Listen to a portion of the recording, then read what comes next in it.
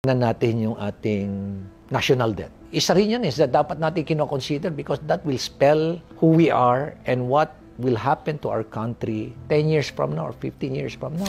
Venezuela. What happened to Venezuela? In 2014, bigla siya nag-declare, we're not capable of paying our debts anymore. In just a matter of 1 week, hyperinflation, grabe yung hunger, poverty went up, crime went up, people were killing each other, ang taas ng bilihin, people were throwing away their money because it's useless. Sino unang umalis? Yung mga mayayaman na mga corrupt na mga politiko na nagnakaw ng kanilang pera ng taong bayan. Yan ang unang-unang umalis. Naiwan ngayon tuloy yung mga tao, naghihirap. Look at the trend now in our country. 2016, bagong presidente si PRRD. Ang national debt natin was at 5.9 trillion. You can go over it sa Department of Finance. 5.9 trillion accumulated for more than 40 years. After his term, after 6 years, merong pandemic. Due to pandemic and of course, due to corruption as well.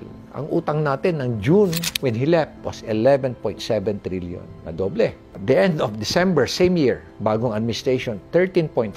2023, 14.6. 2024, how much was just our national debt? 16.04%. Ang projection was 15.58. Hindi nangyari. It was 16.04%. At the end of 2024, January, it was already at 16.31 trillion.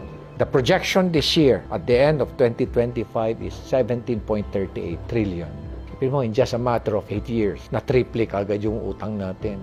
And unfortunately, yung budget natin, 20% of our budget goes to someone else's pocket. What if I tell you that only 35% of the total taxes that you're paying goes to the project?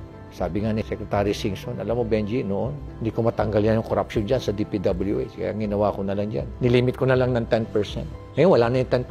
25, 35, 40% na. Politiko pa lang yon. Iba pa yung sa implementing agency. Sa infrastruktura, porsyento pa lang ng politiko. Assuming na average na lang natin, 25 to 40, 30 na lang. O 30% ang kinuha ng politiko. Yung implementing agency, kukuha rin yan, sabihin natin, mga 10% or 12%, 15%. Taxes, 8%. Insurance man, 1%. Yung BAC pa, Beach and Awards Committee, usually yan, 3% ang kukunin. Meron pang contingency fund na 2%. So, halos 55% nang nawala. 45% ang naiwan. Wala pa yung profit ng contractor. Anong average profit ng contractor niyan? 15 to 18% or 20%. Pero sabihin natin yung contractor kasi may sense of patriotism, kumuha lang ng 10%. Kaya lang, na-realize niya, yung profit ko pala, after 1 year ko pa kukunin.